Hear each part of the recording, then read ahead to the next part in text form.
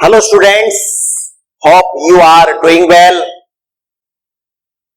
You're most welcome our online education which provide through by Education Inside YouTube channel. Myself Faruqi sir, and I will teach you chemistry. So before the telling about the first chapter of 12 classes chemistry, we must to knowing that how many chapter present are in 12 chemistry, 12th class chemistry. So let us see, there are many chapters like one. First is solid state, okay. Second is solution, and third is electrochemistry,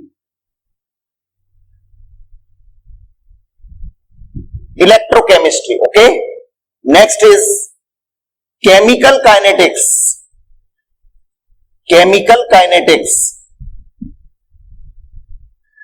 and fifth is surface chemistry,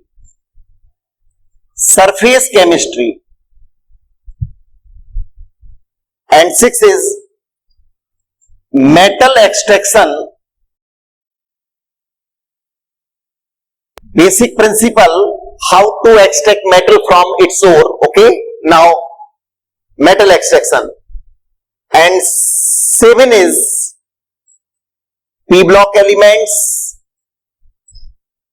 Although we have already discussed in previous classes, in 11 classes, the chapter also present in p block, but only 13 and 14 group we have already discussed in this chapter, okay. Now next is D and A block elements, okay. And ninth chapter is coordination chemistry or coordination compound, okay.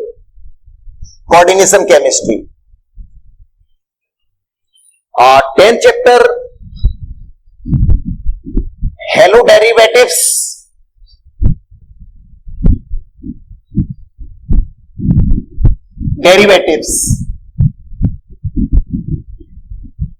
11th is alcohol, phenol and ether. You can say in other words, oxygen containing functional group organic compounds, okay. Now chapter 10, 11, 12, 13, 14, these are the part of organic chemistry, okay. We will discuss about it.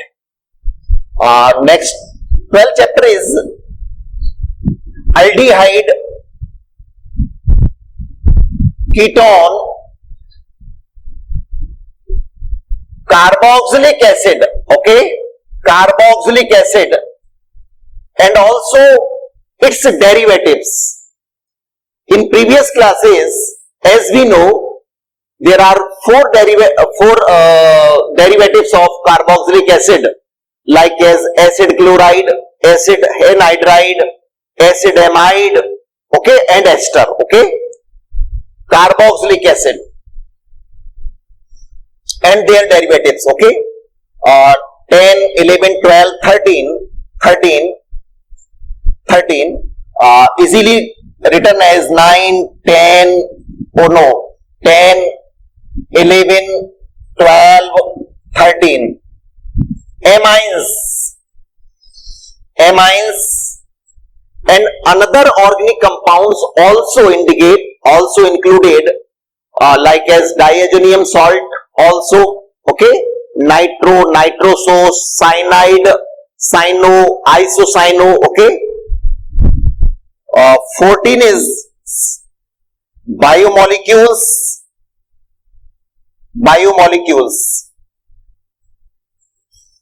15 polymer, 16 chemistry in daily life, but in RBSE here chapter is stereochemistry.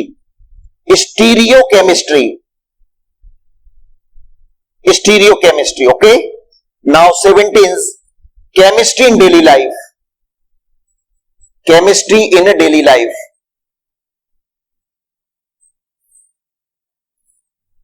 But students, some chapter are reduced due to pandemic situation through by HRD ministry. Okay, we will discuss about further videos. Here there are 17 chapter, but in NCERT book according to syllabus some chapter are reduced, जैसा मैंने अभी आपको बोला था बेटा. Okay, now these are the chapter which present in 12 classes chemistry in all boards. देखिए एक बात आप समझ लें कि अलग अलग बोर्ड्स में कुछ चैप्टर प्लस माइनस हो सकते हैं, बट 1920 जो सेशन गया है हमारा, उस सेशन में ये सारे चैप्टर एनसीईआरटी में स्टीरियो केमिस्ट्री वाला जो चैप्टर बेटा ये अलग नहीं था, इसका पोर्शन हम लोगों ने हेलो डेरिवेटिव्स में स्टडी कराया था. ओके, इसका पोर्शन मतलब चैप्टर वाइज इसे अलग नहीं रखा गया था, इसको इंक्लूड इसी में किया गया था. Okay, but in RBSE Rajasthan board of secondary education ये चैप्टर 16 में इंक्लूडेड है. ओके, आरबीएसई ने अपना सिलेबस पब्लिश नहीं किया है कि कितना सिलेबस उनको पेंडेमिक सिचुएशन में रिड्यूस करना है. अगर आएगा मैं आपको बताता जाऊंगा. Okay, chemistry in daily life ये अभी एट प्रेजेंट पूरी तरह से हटा दिया गया है एनसीईआरटी बुक में. ओके, इस सेशन के लिए. ओके, मैं बताता रहूंगा आपको, नो प्रॉब्लम बेटा. So here is these are the chapter which present 12 classes chemistry. Okay, myself Faruqi sir and I will teach you chemistry. So are you ready? Okay beta, the first chapter is solid state. As we know, in matter consists three physical state: solid, liquid and gases. But here we will discuss about only solid state, right? Second chapter is solution. In this chapter, solution, define of solution, types of solution, and also colligative properties and the concentration which are represent solution. Okay? In electrochemistry, the branch of chemistry which deals electrical energy convert into chemical energy, chemical energy convert into electrical energy. और बेटा जिस equipment, जिस device से ऐसा होता है, it means electrical energy को chemical energy में और केमिकल एनर्जी को इलेक्ट्रिकल एनर्जी में, वो डिवाइस सेल कहलाती है.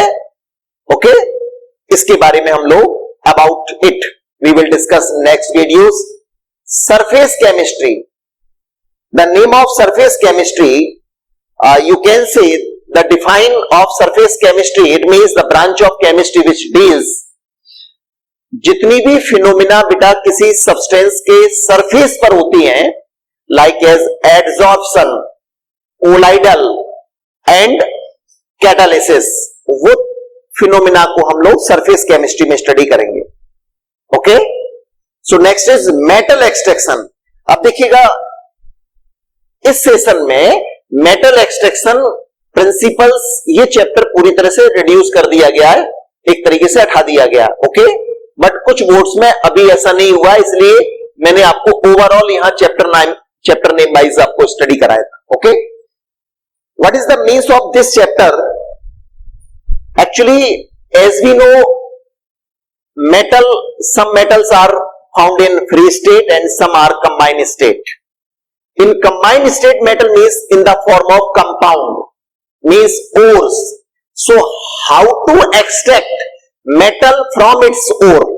ठीक है ना, कौन कौन से बेटा प्रिंसिपल्स लगेंगे, मेथड्स क्या क्या होती हैं, how to get pure metal from its ore, we will discuss about in this matter, in this chapter. Okay, next is P block element. मैंने अभी आपको बताया था, in the periodic table all the elements are divided in 4 blocks as S block elements. We will studied in previous classes, 11 classes, P block elements, D block and D and F block elements and F block elements. Okay. So here in P block elements, in previous classes only 13 and 14 group के बारे में हम लोगों ने study किया था, but here 15, 16, 17, 18 group के elements के बारे में हम यहाँ स्टडी करेंगे. Okay. D and F block elements. Okay. Next is coordination chemistry. Coordination chemistry means coordination compound, how to form. Okay. Isomerism of the coordination compound. What is the types of bonding which are present in its and application. Okay. इसके बारे में हम लोग study करेंगे. Halo derivatives. Students, these are the organic chemistry chapter. As we know, chemistry के बेटा मोटे मोटे तौर पर हम लोग 5 ब्रांच बना सकते हैं. फिजिकल केमिस्ट्री, आप अपने माइंड में ये ऐसा रखिए कि फिजिकल केमिस्ट्री बेटा वो केमिस्ट्री होती है जिसमें ज्यादा साइड न्यूमेरिकल पोर्शन होगा. Physical chemistry. Inorganic chemistry, organic chemistry, analytical chemistry and biochemistry. Okay. But here we will discuss about only 3 types of chemistry: physical, inorganic and organic. Okay. So these chapter number 10 to 17 or 16 according to syllabus, according to your boards, these are the organic chemistry chapters which belongs to organic chemistry. Okay. Hello derivatives. Hello derivatives, ठीक है.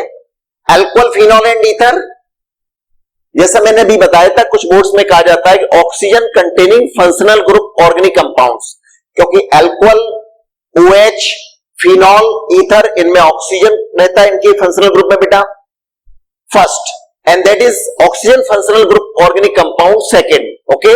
Because aldehyde, ketone, carboxylic acid and there 4 derivatives also contain oxygen in functional group. Amines, in NCERT book only amines chapter name, but in RDSE the chapter name is nitrogen functional organic compounds. Okay. Biomolecules, in this chapter we will study about biomolecules. So what are biomolecules? Like as carbohydrate, protein, fat, nucleic acid, vitamins etcetera. Okay. Polymer, नाम तो सुना होगा, polymer, like is polyethylene. Okay. PVC, Teflon, nylon 66 we will discuss about in this chapter. Stereochemistry, the branch of chemistry जिसमें stereo arrangement, stereo isomerism के बारे में study करेंगे. Okay. Chemistry in daily life, इसमें हम लोग मेडिसिन का types, किस मेडिसिन को किस डिसीज में यूज किया जाएगा, एंड सोप, डिटर्जेंट, इनके बारे में स्टडी करेंगे. तो इन प्रीवियस सिचुएशन मैंने आपको इन 12 क्लासेस के चैप्टर के बारे में इंट्रोड्यूस कराया था. Okay. So let us start. Are you ready? Okay, good. So the first chapter is solid state. Okay. Solid state.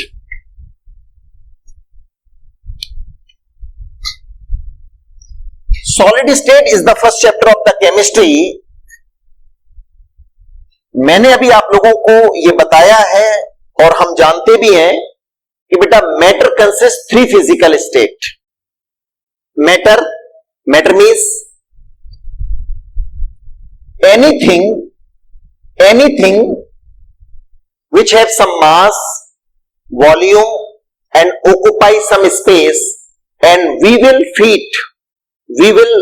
feel by our human sense organs or another organs. ठीक है. sense organs like eyes, nose, ear, tongue. okay. ठीक.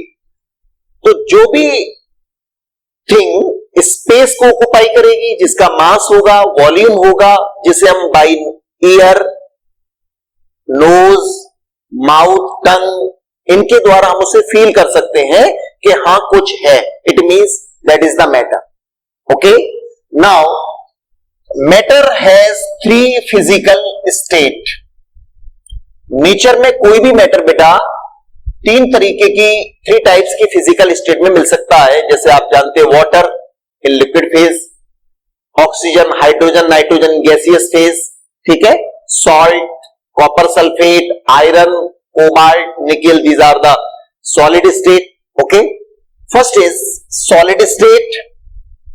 इसी के बारे में हम लोगों को 12th क्लास में स्टडी करना है। ओके, चैप्टर का नेम हमारा यही है, solid state.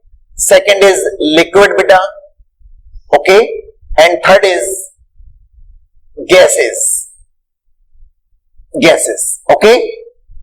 So the actually earlier invention ये कहते हैं कि लिक्विड और गैसेस को मिलाकर बोला जाता है बेटा फ्लड्स, FLUIDS, फ्लड्स। ओके, इन दोनों को, लिक्विड और गैसेस को। आपको याद होगा इन प्रीवियस क्लासेस 11 क्लासेस में हम लोगों ने गैसेस और लिक्विड वाले एक चैप्टर को स्टडी किया था। मैं आपको याद दिला देता हूं, गैसेस के रिगार्डिंग हम लोगों ने बॉयल्स लॉ बेटा, Boyle's law, okay, Charles law, Avogadro law, van der Waal equation and Dalton diffusion law हम लोगों ने स्टडी किया था। ठीक है, डिफ्यूजन रेट के बारे में बताता था, Graham diffusion law. Okay, next is, तो इनके बारे में, and also we have already discuss how to convert gas into liquid, ये भी हम लोगों ने स्टडी किया था, critical temperature, critical pressure, critical volume. Okay, liquid के रेस्पेक्ट में भी हम लोगों ने 11th क्लासेस में क्या स्टडी किया है आपको याद दिला दूं, vapour pressure, vapour pressure, surface tension, these are the characteristic property regarding to liquid, surface tension, and third is boiling point, fourth is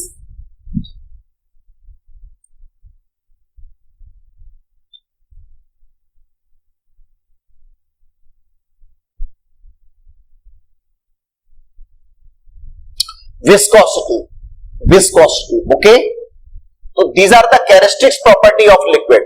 मैंने अभी क्या बताया था, लिक्विड और गैसेस को अर्लियर इन्वेंशन ये कहते हैं कि उसे फ्लूइड्स बोला जाए। Okay,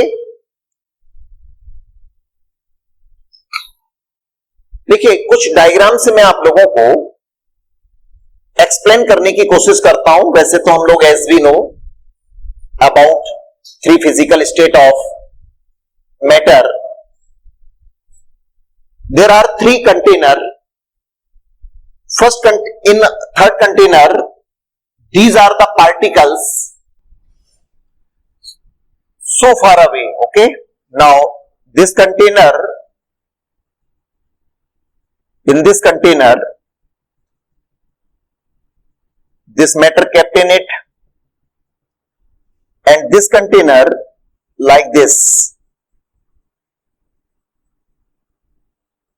So students, we want to know what is the types of physical state which present in this container। okay, now in this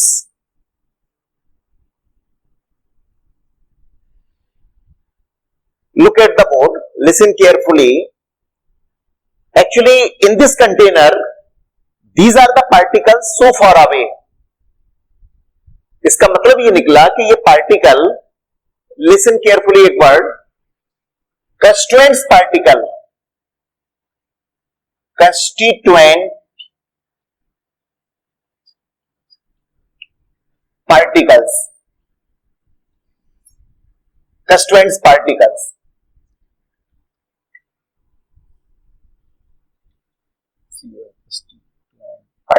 Okay, constituent particles which may be atom, molecule or ions. Okay, atom, molecule और ions. It means किसी भी matter के constituent particle, कुछ matter may be consist atom, some matter consist may be molecules and some matter consist may be ions. Okay, we will discuss about it. So here इस container में जो matter को रखा गया है, आपको दिखाई दे रहा होगा कि उस मैटर ने पूरे कंटेनर को बेटा ऑक्युपाई कर रखा है. दिख रहा है? These are the particles so far away. It means इनमें जो बाइंडिंग फोर्सेस हैं वो इतने लूजली होंगे, इतने कमजोर होंगे, इतने वीक होंगे जिसे हम लोग नेग्लिजिबल कर सकते हैं. Right? Here not definite shape,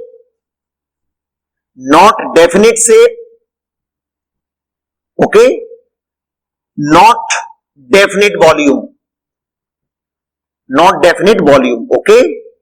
What it means बेटा, इसका मतलब है कि अगर इस कंटेनर में भरे हुए इस मैटर को मैं दूसरे छोटे या बड़े कंटेनर में कन्वर्ट कर दूं तो इसके पार्टिकल उसके अकॉर्डिंग उसका जितना भी कंटेनर का स्पेस है वो ऑक्युपाई कर लेंगे. इट मींस वॉल्यूम डेफिनेट नहीं हुआ, शेप डेफिनेट नहीं हुआ. ठीक है, बाइंडिंग फोर्सेस वेरी नेग्लिजिबल कह सकते हैं हम लोग, बहुत ही लूजली होंगे. ठीक है, इन दिस सिचुएशन इस कंटेनर में जिस मैटर को हमने रखा है उस कंटेनर का पूरा स्पेस ऑक्युपाई नहीं किया है, कुछ स्पेस को ऑक्युपाई किया है. ओके, इसका मतलब यहां इसको भी अगर मैं दूसरे वाले कंटेनर में कन्वर्ट कर दूंगा तो बेटा उसका शेप ऑक्युपाई कर लेगा. Okay, so here not definite shape, okay, but definite volume. क्यों? हमने अगर इसके अंदर 50 ml को अगर भरा होगा, 100 ml को भरा होगा और उसी 100 ml को दूसरे में कन्वर्ट कर देंगे उसी वॉल्यूम को, तो वॉल्यूम थोड़ा ना चेंज होगा बेटा. Okay, so this situation is called gas. Okay, तो in the gases not definite shape, not definite volume. Okay, diffusion rate जो होगी बेटा, डिफ्यूजन रेट वो बहुत ज्यादा होगी. इनको अगर हम लोग प्रेशराइज करेंगे तो इनके पार्टिकल्स एक दूसरे के नियरेस्ट आ जाएंगे. इसका मतलब प्रेशर इंक्रीज करने से, P फॉर प्रेशर इंक्रीज करने से पार्टिकल्स एक दूसरे के नियरेस्ट आ जाएंगे. इसका मतलब ये निकलेगा हम इसे कंप्रेस्ड कर सकते हैं, इनके अंदर कंप्रेसिबिलिटी प्रॉपर्टी ज्यादा हो. Okay, next is here is liquid situation. Liquid, okay, so in liquid situation liquid have not definite shape but definite volume. Okay, इनके अंदर जो binding force between the constituent particle होंगे ना, कंस्टिट्यूएंट पार्टिकल के जो binding forces होंगे बेटा वो इनकी कंपैरिजन में थोड़े से स्ट्रांग होंगे, इनकी कंपैरिजन, गैस की comparison. Is that clear? Next is here. मैंने बताया था लिक्विड की बहुत सारी प्रॉपर्टीज को हम लोगों ने 11th क्लास में ऑलरेडी डिस्कस कर चुके हैं बेटा. वेपर प्रेशर, जो लिक्विड की पार्टिकल है सरफेस को छोड़ने के बाद out from the surface of the liquid. Okay, vapour pressure, surface tension, boiling point and also viscosity. Okay, next situation is, अब यहां देखिएगा, इसमें आपको दिख रहा है कि इस मैटर को अगर मैं इस कंटेनर में रखूं, आपके रूम में रखूं, कहीं पर ले जाएं, उसका शेप वही बना रहेगा, वॉल्यूम वही बना रहेगा, मास भी वही बना रहेगा. एक्चुअल में मास की सिचुएशन में भी ये भी मास मास थोड़ा ना डिफरेंट होगा। अगर मैं इतने ही अमाउंट के सब्सटेंस को, मैटर को किसी और कंटेनर में भी कन्वर्ट कर दूंगा तो मास तो बेटा यहां भी सेम रहेगा, मास यहां भी सेम रहेगा। But in this situation definite mass, definite shape and definite volume. Okay, जो कंस्ट्रेंट्स पार्टिकल्स में जो बाइंडिंग फोर्सेस हैं वो बहुत ही स्ट्रांग हैं, और due to this reason the mobility property of the constraint particle is very very less. You can say diffusion rate बहुत ही कम होगी। पार्टिकल्स में मूवमेंट प्रोसेस वैसे तो होती नहीं है, कुछ केसेस में हो सकती है, जिसके बारे में मैं आपको आगे इस पर डिस्कशन कराऊंगा। ओके, सो हियर हमको ऑलमोस्ट जो स्टडी करनी है वो सॉलिड स्टेट के बारे में स्टडी करनी है। ओके, फटाफट स्क्रीनशॉट लेना हो तो आप ले सकते हैं। So let us start. What are solid state? ठीक है, मैटर की 3 फिजिकल स्टेट में सॉलिड स्टेट के बारे में अपन डिस्कशन करने जा रहे हैं। ओके बेटा, ठीक। So the main characteristic properties of the solid state, characteristic properties of the solid state. So first heading is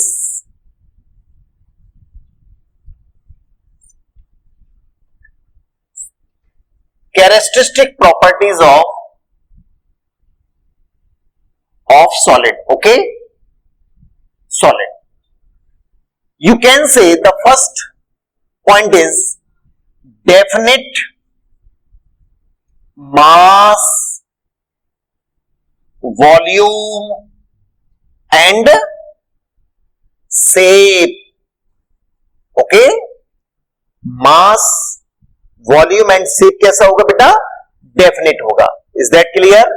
second is, अब देखिए इनके जो कंस्ट्रेंट्स पार्टिकल्स हैं जिसको मैंने बताया, इसके बारे में हम लोग डिटेल्स इस चैप्टर में करने जा रहे हैं। कुछ मैटर के कंस्ट्रेंट्स पार्टिकल एटम्स होते हैं बेटा, which are made up only atoms, which are made up only molecules, which are made up only ions. On this way, on the what is the types of constraint particle in a matter, classification में इस बारे में हम लोग study करेंगे। तो second is strong binding forces between the particles, strong binding forces, intermolecular attraction, you can also say binding, strong binding forces between constituent particle. Here Cp is constituent particle, but in solution is colligative property, but here is constituent particle which may be atom, molecules or ion. And third, very low diffusion rate, very low or negligible, you can say very low diffusion rate. Diffusion rate. Okay, now fourth is hard. Solid की बात कर रहे हैं बेटा, hard, rigid, incompressible, incompressible. ठीक है, अगर हम इसके ऊपर फोर्स डालेंगे किसी भी सॉलिड के ऊपर भी बेटा, प्रेशराइज करेंगे, एक्चुअली पार्टिकल्स तो बहुत नियरेस्ट है ही, तो पार्टिकल्स में गैप तो है नहीं पार्टिकल्स के बिटवीन, तो फिर कंप्रेस करने पर उनके पार्टिकल और पास पास नहीं आ सकते। बट सम सिचुएशंस में मैं आपको बताऊंगा कि कुछ डिफेक्ट जो हम इस चैप्टर में स्टडी करेंगे वहां जाकर बात करेंगे, बट जनरली इनकॉम्प्रेसिबल। तो these are the characteristic property of solid. कुछ सिचुएशन में जैसे इस सॉलिड के कंस्ट्रेंट पार्टिकल्स का कुछ part, that is the constraint particle, right, वो अपने सराउंडिंग में थोड़ा बहुत डेविएशन शो कर सकता है, अपने सराउंड में डेविएशन शो कर सकता है due to the increasing of temperature when we mixed another substances in it. Okay, we will discuss about it in defect of in crystal, imperfection in crystal. Okay, so these are the characteristic property of solid. Here we want to know some solid are crystalline and some solid are amorphous. So the next heading is crystal classification of solid. Okay, classification of solid, classification of solid. Actually solid को जो classified किया गया है उसका base constraint particle का systematic arrangement है या नहीं. Listen carefully. Systematic arrangement of the constraint particles.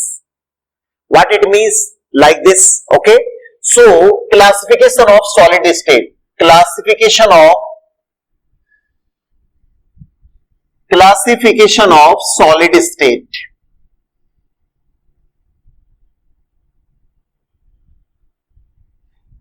अच्छा स्टूडेंट्स, हमें बाहर से तो हमें मालूम नहीं चल पाएगा कि हम इसे क्रिस्टलाइन बोले या एमोर्फस मींस नॉन क्रिस्टलाइन बोले. So there are two types. First is crystalline solid, and second is amorphous solid. Okay, amorphous solid.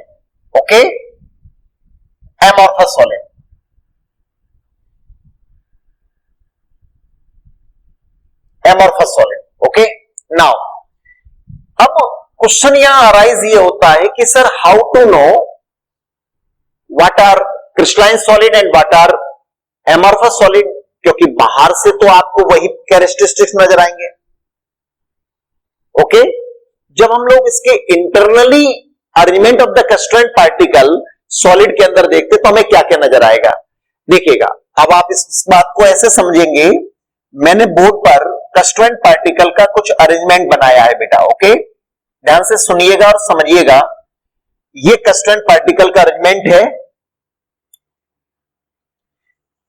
अब आप इसे सिस्टेमेटिक बोलेंगे या नहीं बोलेंगे, ये आप बोर्ड पर देखकर ही समझ पाएंगे. ओके, सपोज कोई सॉलिड टू टाइप्स के कंस्टेंट पार्टिकल से अगर मेडअप है, टू टाइप्स के कंस्टेंट पार्टिकल्स को, जिसको मैंने रेड एंड ब्लॉक से इंडिकेट किया, ब्लैक से इंडिकेट किया है, तो आप इसको सिस्टेमेटिक अरेंजमेंट मानते हैं या नहीं. देखिएगा, अगर आपको ये नजर आ रहा है कि बेटा yes sir this is the systematic arrangement of the constant particles, है या नहीं. देखिएगा, अगर मैं आपको यहां के सर्कल में देखूं तो बीच में एक ब्लैक आ रहा है, यहां के सिचुएशन में एक ब्लैक आ रहा है, कहीं से भी आप देखेंगे आप पाएंगे you can get the systematic arrangement of the constituent particles. ठीक, so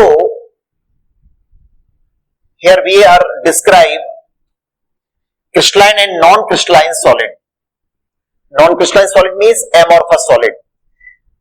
तो crystalline solid के अंदर क्या क्या कैरेक्टरिस्टिक आपको मैं बताऊंगा, ये देखिएगा. Number 1, this is the systematic arrangement of the constituent particle in 3 dimension.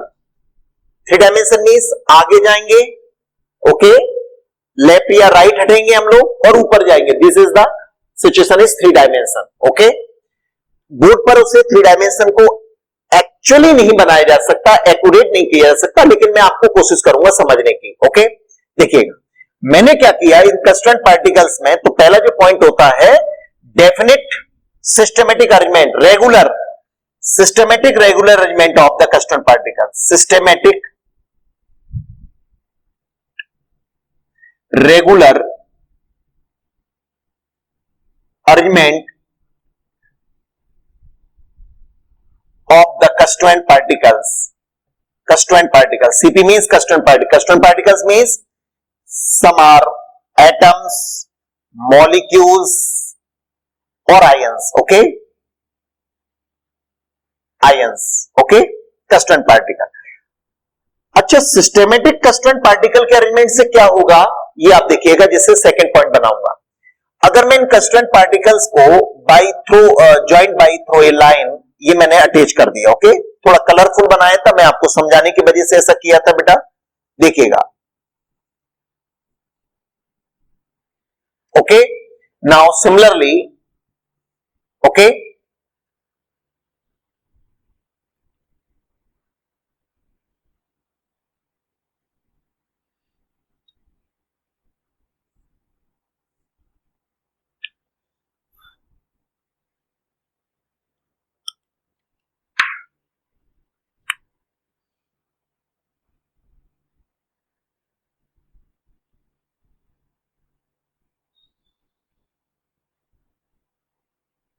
yes, you can see on board that is the, अगर बेटा systematic arrangement of the constituent particle है तो आप पाएंगे कि एक डेफिनेट ज्योमेट्री बन गई।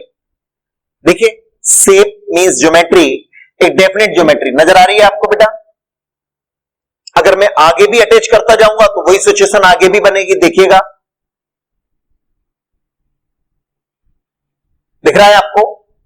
Similarly it means we can say, अगर systematic arrangement of the constituent particle होगा तो इस सिचुएशन में डेफिनेट ज्योमेट्री बनेगी बेटा। क्या? डेफिनेट ज्योमेट्री बनेगी। यू कैन से शेप, ओके, डेफिनेट ज्योमेट्री बन रही है कि नहीं बेटा? एक डेफिनेट ज्योमेट्री तैयार होगी। अगर मैं नीचे भी आपको अटैच करूंगा तो वो उसी तरह से आप लोग नीचे की भी बात करेंगे, like this.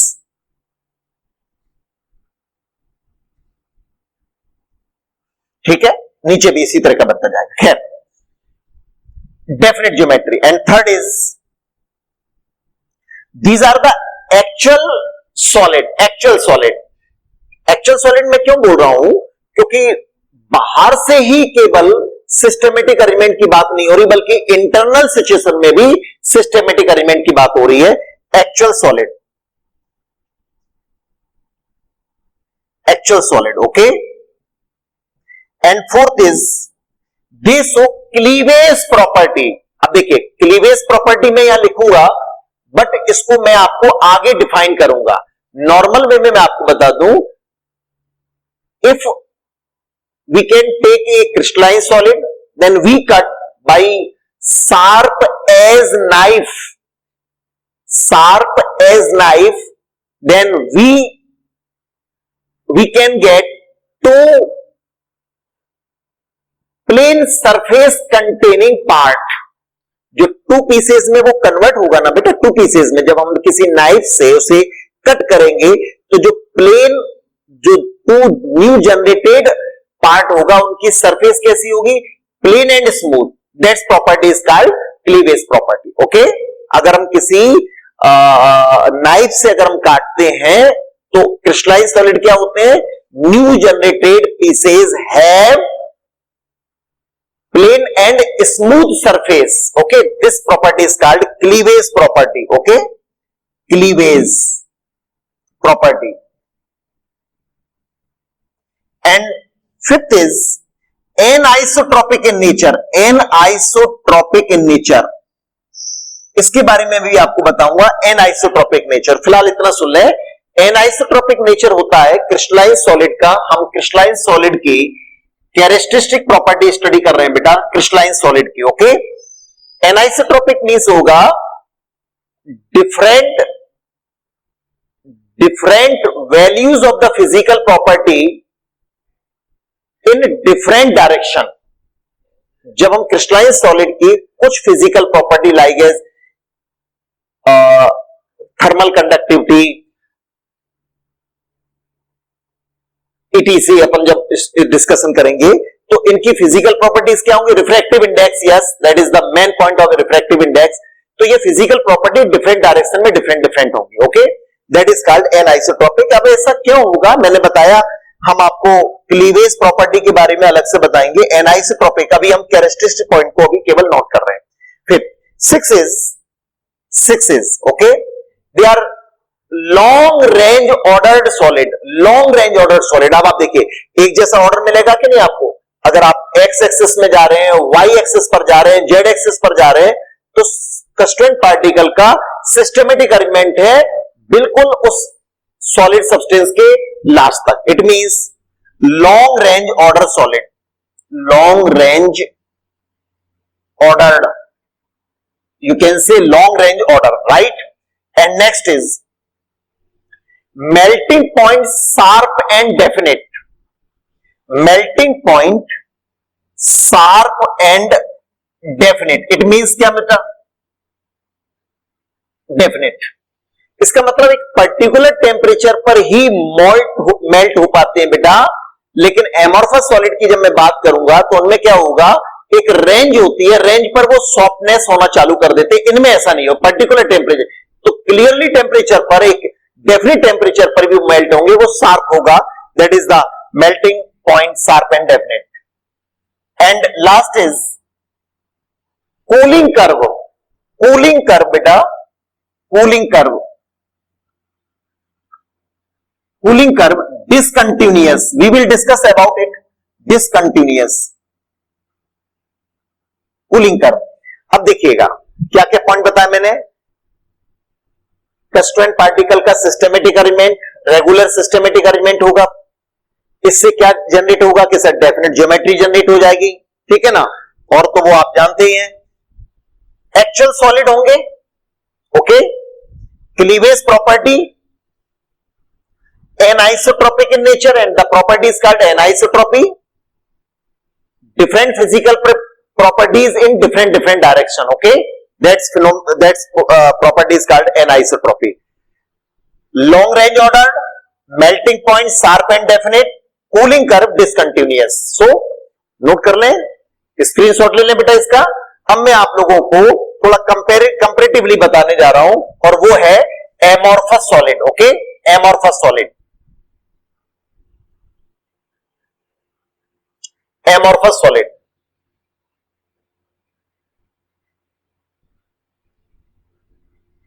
You can say non-crystalline solid. अब बेटा first point is here, constituent particles systematic arrangement रहते हैं, रेगुलरली सिस्टमेटिक अरेंजमेंट होते हैं. So here first point is no systematic arrangement of the constituent particle in this type of solid. Okay, no. Second is जब constituent particle का systematic regular arrangement नहीं है तो definite geometry नहीं होगी. They do not have definite geometry, right. And third is here is actual solid but here is, अब जब constituent particle का सिस्टमेटिक अरेंजमेंट नहीं है, डेफिनेट ज्योमेट्री नहीं है, तो इस सिचुएशन में हम इनको एक्चुअल सॉलिड इनको कह रहे थे, इनको बोलेंगे अपन क्या, सीडो सॉलिड, फॉल्स सॉलिड. और इसके कुछ एग्जांपल में हम ये भी बोलते हैं, और सुपर कूल्ड लिक्विड बेटा, super cooled liquid, we will discuss about it in this point. Super cooled liquid, this is the example of glass. Okay, glass is a super cooled liquid. And fourth point, we can comparison between each other. Fourth point is, here is cleavage property. They do not show cleavage property. They do not show cleavage property. Cleavage property का मतलब क्या बताया मैंने आपको कि जब हम sharp edge knife से उसको बिटा उसे काटेंगे, उसको कट करेंगे, तो जो दो पीस हमें मिलेंगे वो प्लेन और स्मूथ अगर हैं, इट मींस क्रिस्टलाइन सॉलिड होते हैं.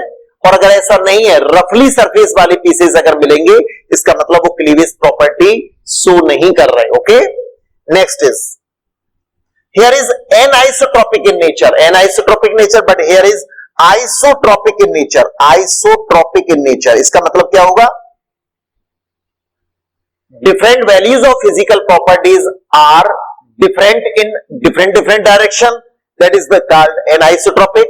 अगर physical properties, refractive index, thermal conductivity, electrical conductance etc, ये अगर हमें अलग अलग डायरेक्शन से मेजर करनी पड़े और वो वैल्यूज अगर सेम आ रही है, it means isotropic in nature. तो एमॉर्फस सॉलिड बेटा आइसोट्रोपिक इन नेचर होंगे.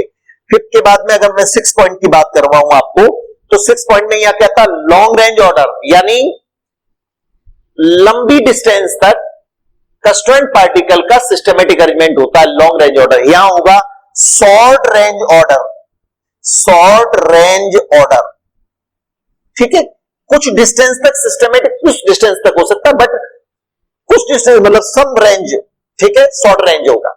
And next is melting point sharp and definite, इनका नहीं होगा बेटा. 7th point is no having definite और sharp melting point, no having.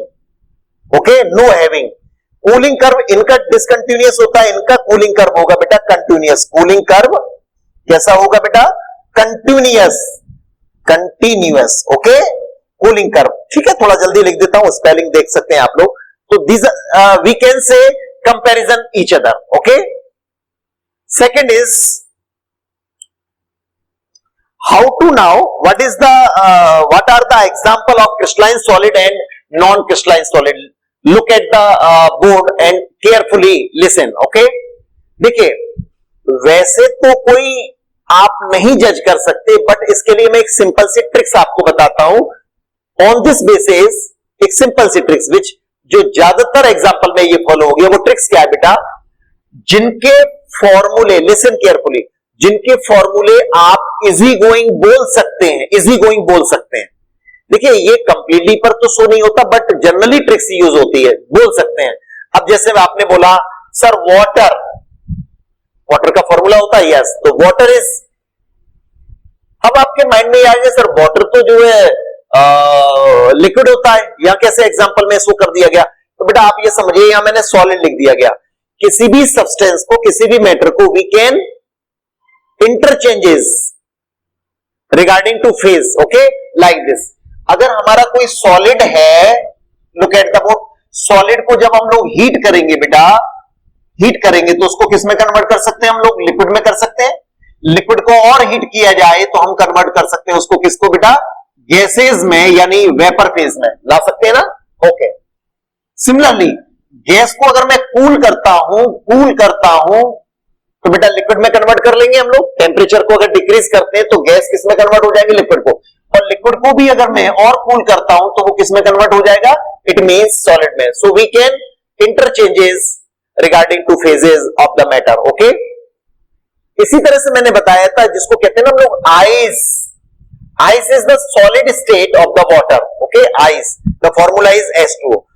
Iodine I2 solid. अब आप देखिएगा सबके नीचे हम लोग सॉलिड मेंशन कर सकते हैं। जो नेचर में सॉलिड फॉर्म में मिल रहे हैं बेटा रूम टेम्परेचर पर, वो तो आएंगे ही। एग्जांपल जिनके डेफिनेट फॉर्मूले वो सब क्रिस्टलाइन सॉलिड में आ जाएंगे।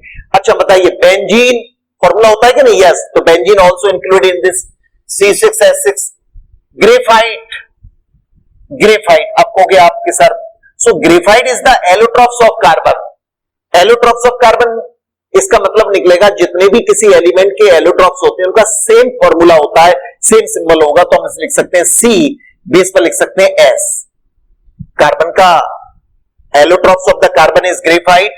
Diamond, diamond students, diamond, okay, it is the C in bracket S। आप यहां लिख सकते हैं C के बेस पर डायमंड लिख सकते हैं, सॉलिड से इंडिकेट कर सकते हैं।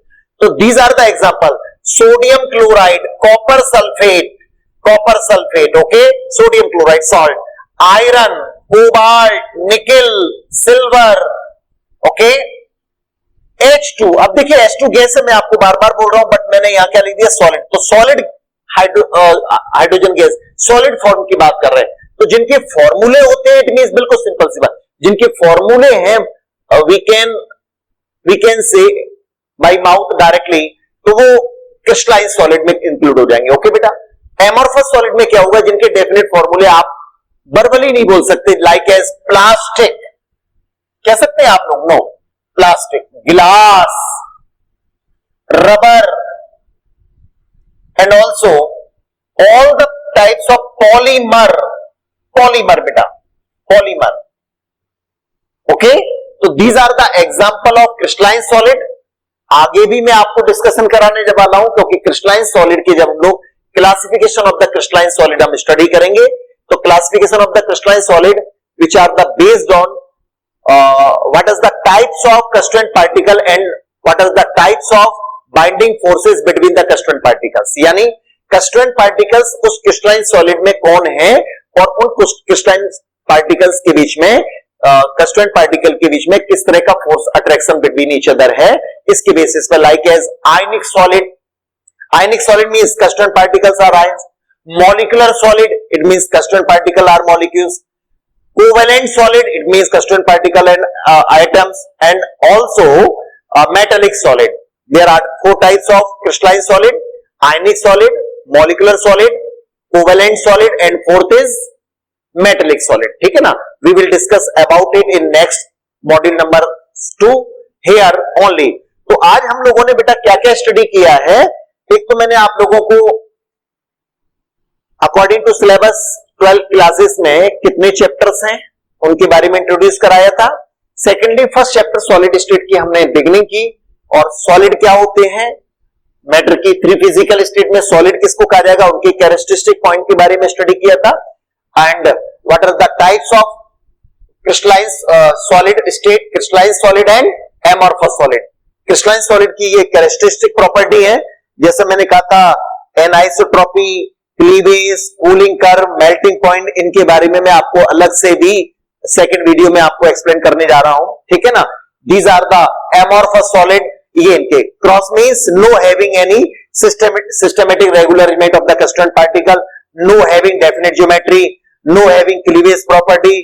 Fourth point here is actual solid, but इनको क्या बोला था मैंने आपको, pseudo false, और ठीक है ना, इनके बारे में ये कहा गया था। ओके बेटा, तो उम्मीद है आप लोगों को अच्छा लगेगा, बिल्कुल मजा आएगा। वीडियो को कंटिन्यूअसली देखिए, रेगुलर देखिए, ठीक है। और जो नोट्स आपको प्रोवाइड कराए जा रहे हैं बाय टेलीग्राम, उसको भी आप डाउनलोड कर लीजिए टेलीग्राम को, उस पर आपको नोट्स मैं प्रोवाइड कराऊंगा। मिलते हैं नेक्स्ट वीडियो के साथ।